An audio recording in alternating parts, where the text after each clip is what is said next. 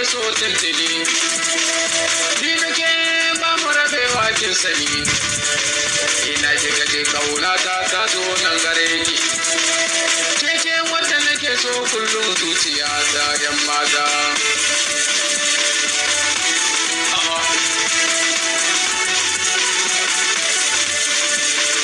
Na kika je ne kauna ta baki a zuciya, keke wanda nake so kullum zuciya ta, na so ni in ganki da min ji daɗi.